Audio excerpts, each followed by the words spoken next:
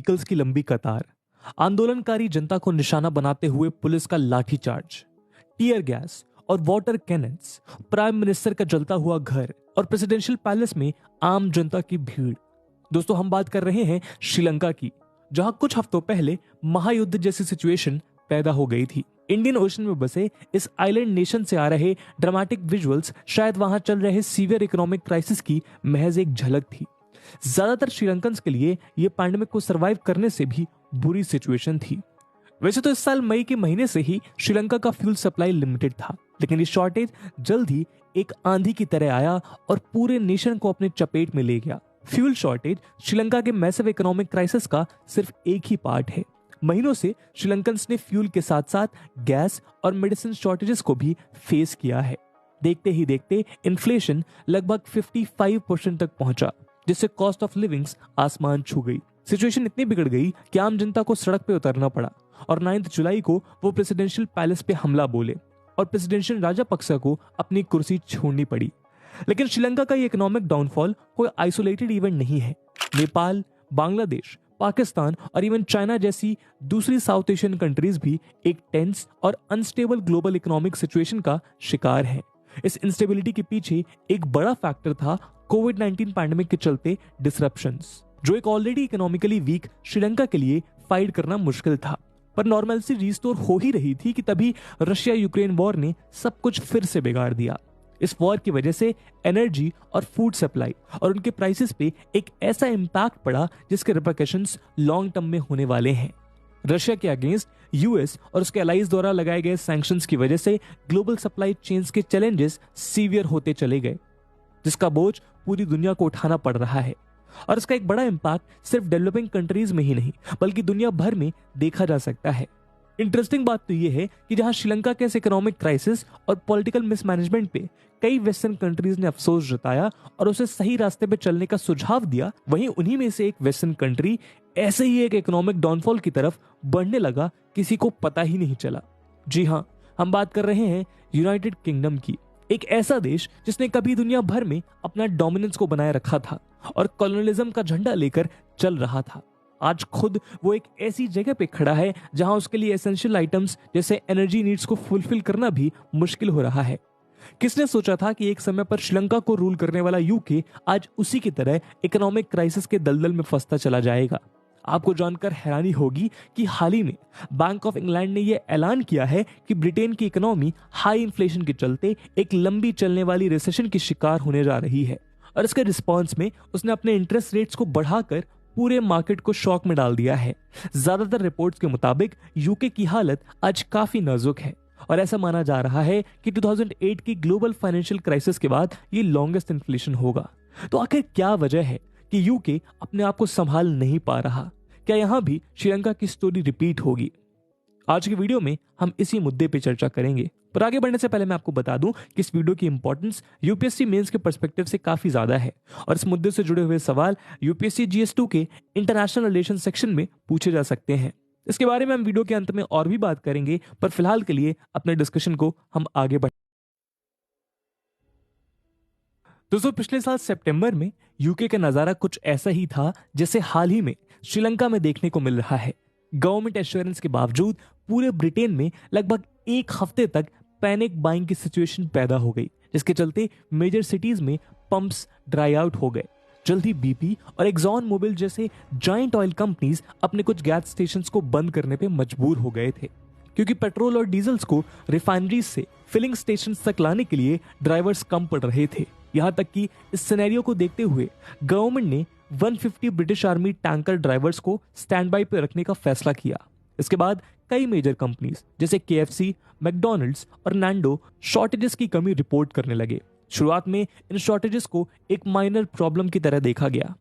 वैसे तो सुपरमार्केट के शेल्फ्स काफी समय से खाली होने लगे थे, लेकिन किसी को यह अंदाजा नहीं था कि ये यूके की इकोनॉमी और पॉलिटिक्स को हिला सकती है।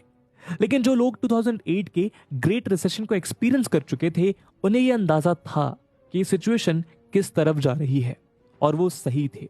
हाल ही में बैंक ऑफ इंग्लैंड ने अपने इंटरेस्ट रेट को 3% बढ़ाते हुए ये वार्निंग दी कि यूके रिसेशन में जाने वाला है।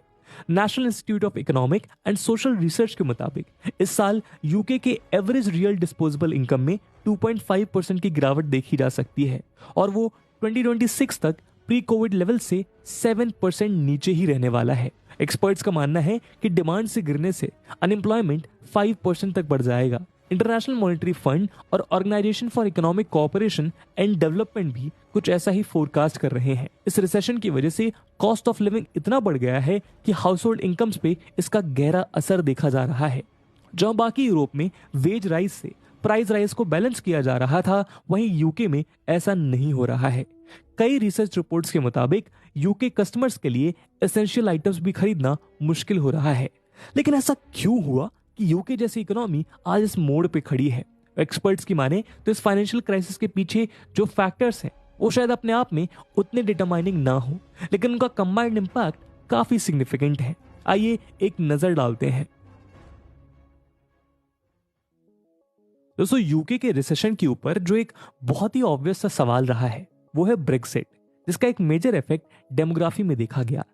एक समय का वर्ल्ड एम्पायर ब्रिटेन अब फॉरेनर्स के लिए एक अनवेलकमिंग एरिया बन चुका है।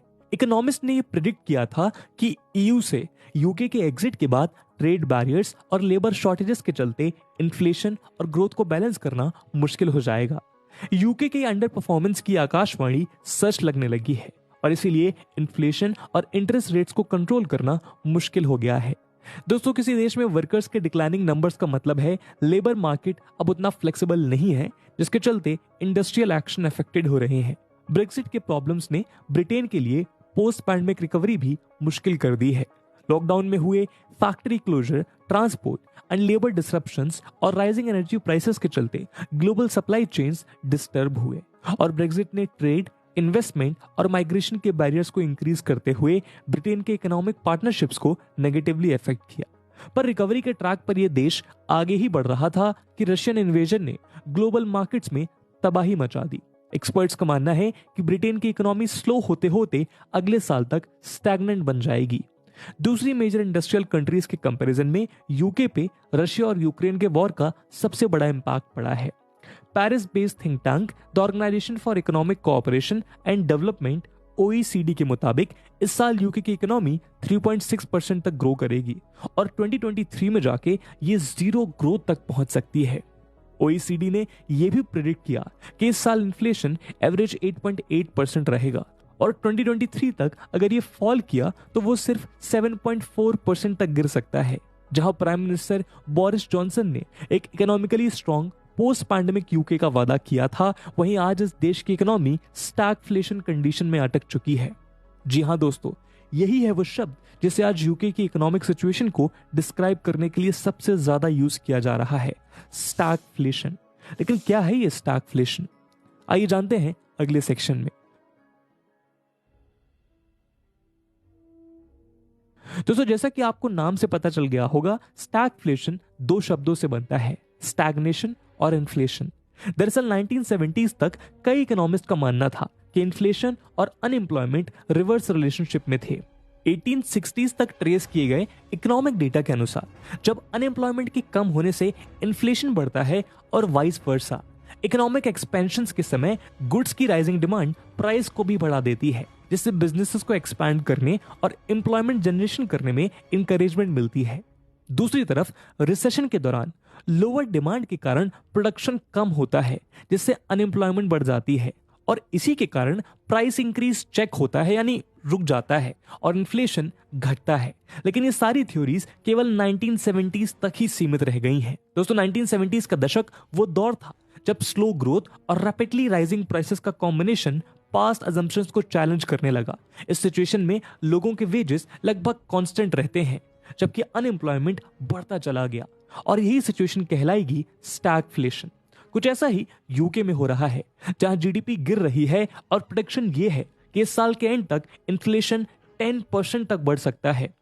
वैसे तो स्टैगफ्लेशन और रिसेशन साथ चल सकते हैं, लेकिन रिसेशन में होने के लिए किसी भी इकोनॉमी को 2 सक्सेसिव क्वार्टर्स में नेगेटिव ग्रोथ रजिस्टर करना होता है। वहीं स्टैगफ्लेशन किसी भी समय हो सकता है, जिसकी कोई टाइम लिमिट नहीं होती।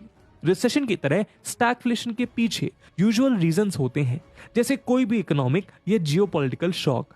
फॉर एग्जाम्पल 1970s के दौरान ऑयल प्राइस शॉक के चलते स्टैगफ्लेशन की सिचुएशन पैदा हो गई थी। आज यूके के स्टैगफ्लेशन एक्सपीरियंस के पीछे शायद सबसे बड़ा रीजन है स्किल्ड वर्कर्स की कमी, जो किसी भी इकोनॉमी का ग्रोथ इंजन होते हैं।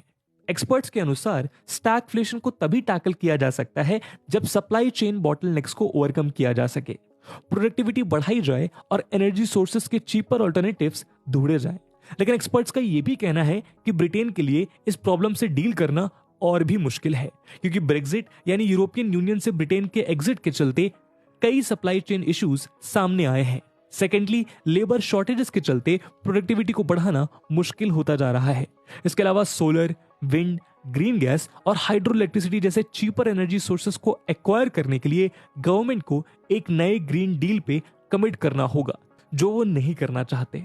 इन सभी फैक्टर्स को देखते हुए यूके की ओवरऑल सिचुएशन काफी वल्नरेबल और कॉम्प्लेक्स लग रही है। अब आइए देखते हैं कि इस इकोनॉमिक रिसेशन के इंपैक्ट्स क्या हो सकते हैं।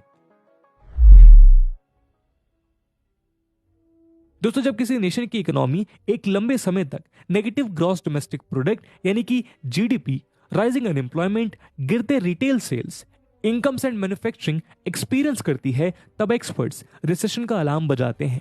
ऐसी बात नहीं है कि रिसेशन एक अनएक्सपेक्टेड इमरजेंसी है। इनफैक्ट इसे बिजनेस साइकिल का एक अनअवॉइडेबल हिस्सा माना जाता है, यानी किसी भी नेशन की इकोनॉमी का एक्सपेंशन और कॉन्ट्रैक्शन का पार्ट। आम जनता की जिंदगी में रिसेशन के कई इंपैक्ट्स देखने को मिलते हैं, जैसे लोग अपनी नौकरी खो बैठते हैं और नई नौकरी मिलना मुश्किल हो जाता है, और जो लोग किसी तरह अपनी नौकरी संभाल पाते हैं वो अक्सर पे और बेनिफिट कट्स का शिकार होते हैं। इससे जनरल स्पेंडिंग में गिरावट आती है और स्टॉक्स, बॉन्ड्स, प्रॉपर्टी और दूसरे एसेट्स में इन्वेस्टमेंट्स अफेक्टेड होते हैं। नेचुरली लोगों के सेविंग्स रिड्यूस होने लगते हैं। एक्सट्रीम सिचुएशन में अगर कोई जॉब लॉस की वजह से अपने बिल्स नहीं भर पाता तो उसे अपनी घर और प्रॉपर्टी भी खोनी पड़ जाती है। बिजनेस की बात करें तो रिसेशन के दौरान वो सेल टारगेट्स नहीं अचीव कर पाते, जिससे बैंक्रप्सी के चांसेस बढ़ जाते हैं। वैसे तो ऐसे समय में सरकार इन बिजनेस को सपोर्ट करने की कोशिश करती है, लेकिन सबको संभालना भी मुश्किल हो जाता है। जैसे जैसे डिफॉल्टर्स बढ़ते जाते हैं वैसे वैसे लेंडर्स अपने मॉर्टगेज स्टैंडर्ड्स, कार लोन्स और दूसरे फाइनेंस रूल्स को स्ट्रिक्ट बनाते हैं। लोग कितना ही अपने आप को रिसेशन के लिए तैयार करें, ये एक बहुत ही डिफिकल्ट चैलेंज बन के सामने आता है। खैर, जैसा हमने श्रीलंका के केस में देखा था, केवल कोविड और रशिया यूक्रेन वॉर ही नहीं, देश की पॉलिटिकल लीडरशिप भी उस क्राइसिस के लिए जिम्मेदार थी। ठीक उसी तरह यूके की इस क्राइसिस के पीछे भी पॉलिटिकल लीडरशिप का एक बड़ा हाथ है।